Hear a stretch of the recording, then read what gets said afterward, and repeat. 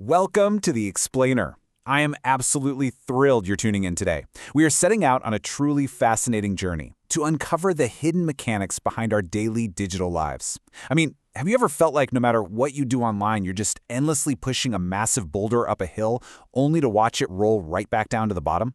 Well, trust me, you are not alone. Today, we're going to decode the incredibly complex systems operating quietly behind our screens, and more importantly, figure out how we can finally escape the attention economy trap. Okay, let's dive right into this. Are we actively exploiting our own trauma just to feed the algorithm? It's a heavy, intense question, right? But to really grasp modern platform capitalism, we have to look at the immense psychological toll it demands from us. You see, we've moved way past simple physical labor. Today, our inner emotional lives, and honestly, even our personal suffering, are literally being commodified. Here's our quick roadmap for today. We'll start with 1. The platform capitalism system, move to 2. Inside the digital asylum, hit 3. The self-exploitation loop, break down 4. The algorithm Sisyphus trap, and finish up with 5. Collapse and reclaiming reality. Let's jump right into Section 1, the platform capitalism system and the erasure of human uniqueness.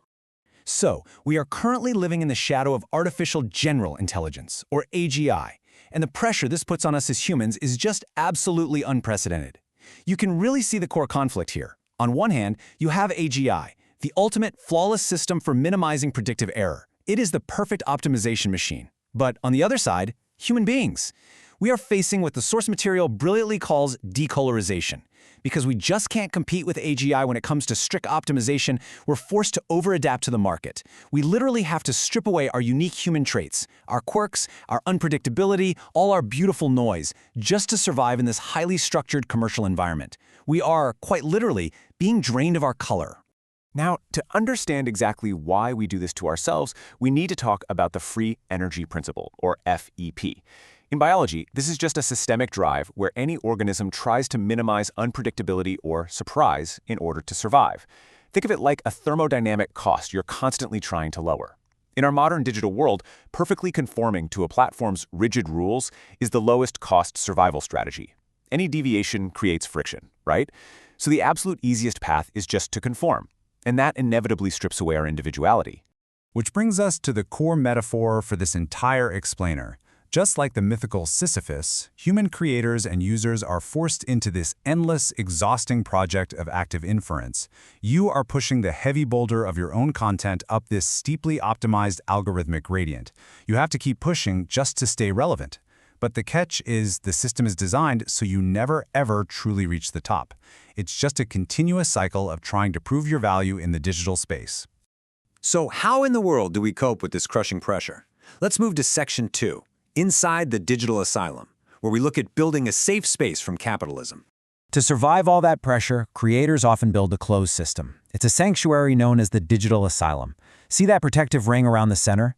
In systemic terms, we call that a Markov blanket. It basically acts as a shield, completely separating the self from the brutal external environment of mainstream capitalism. Inside this little bubble, all those high-pressure rules of the outside world are filtered out. It gives the creator a safe space to express their abnormal noise without getting crushed. When you lay these two environments side by side, the contrast is just wild.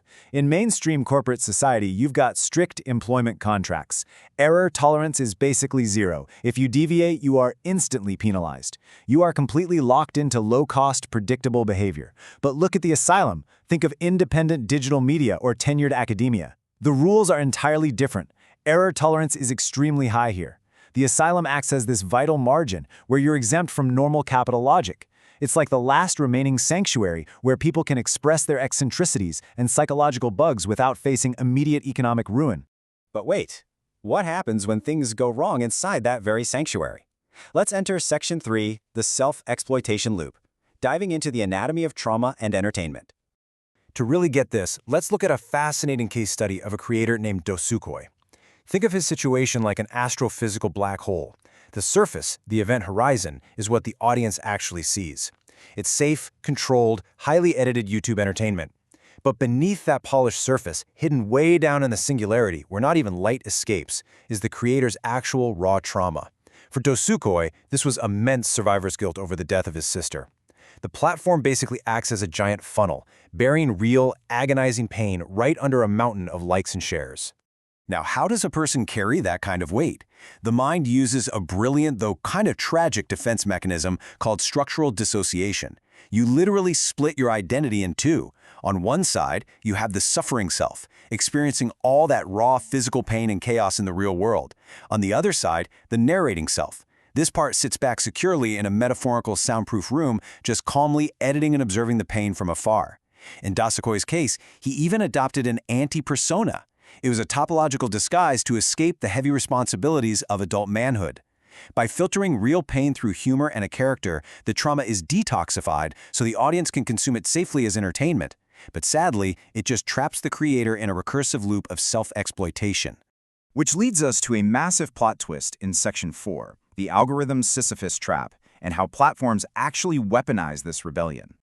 If you thought the platform was just passively hosting this content, think again. Platforms actively engage in what biologists call niche construction. They shape the environment to force specific behaviors. Here's the trap in 3 stages. Stage 1. The system injects high free energy, meaning severe uncertainty or trauma. Stage 2. The creator responds with active inference. They rebel. They make provocative content, pushing that boulder up the hill just to cope. And Stage 3. The platform monetizes all that chaotic energy. The creator reaches thermal stabilization, meaning they're totally exhausted, and then, boom, the system resets, hungry for more. This creates what's known as the trap of isomorphism. The platform literally distorts the environment around you, so what the creator feels is this deeply personal, defiant act of rebellion.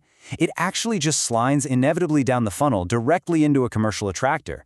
Every single act of defiance, every expression of trauma perfectly feeds the platform's attention economy. You think you're fighting the system, but the system built the arena. But here is the absolute kicker. What about the people watching? This is the follower's trap. The creator is safe inside their digital asylum, wrapped up in that protective Markov blanket, but you, the audience, you aren't. When ordinary viewers try to copy the creator's context-free rebellion and apply it to their strict, mainstream corporate lives, it causes an instant systemic breakdown. Without that protective barrier, mimicking that rebellious noise leads to immediate social isolation, job loss, you name it. The followers literally end up burning themselves on the heat that the creator was safely generating. So, how does this endless, exhausting cycle ever stop? That brings us to Section 5, Collapse and Reclaiming Reality. Let's look at the exact moment the loop shatters. The protective veil of the digital asylum doesn't break from the inside. It gets pierced by reality. Imagine a genuine, undeniable safety signal from the physical world, like the unconditional love and support of a spouse, crashing right into that asylum. When that happens, the system experiences what information theory calls a heat death. The filter of humor breaks down. The carefully constructed personas fail. The raw, naked trauma is suddenly exposed for exactly what it is. And that relentless content generation machine, it simply stops. Comparing these two systems gives us a really clear path forward. Look at the old system, closed off, living in that soundproof room, driven entirely by cheap dopamine spikes and structural dissociation. It relied on a totally asymmetric, one-way relationship where viewers just consumed the creator's trauma. But the new system? It is wide open. It is grounded offline, in physical reality. It's driven by serotonin and oxytocin, the chemicals of deep, genuine connection that actually help integrate the self. Instead of one-way consumption, it thrives on two-way, mutual bonds with a partner in physical society. It's literally the transition from being a fragmented digital ghost to a whole, unified human being.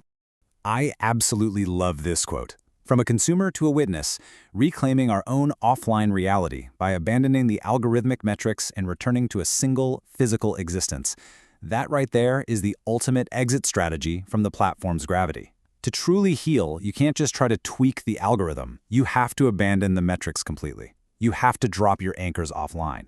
We have to stop viewing each other merely as consumers of optimized content and actually start acting as witnesses to each other's physical, offline lives. Which brings us to the final and really the most important question of this entire explainer. Will you remain a consumer endlessly pushing that boulder up the algorithm's invisible staircase? Or will you finally step off and reclaim your physical reality and human sovereignty? Because at the end of the day, where you drop your anchor is entirely up to you. Thank you so much for hanging out with me today to untangle these massive ideas. Stay curious, stay grounded offline, and I will catch you on the next explainer.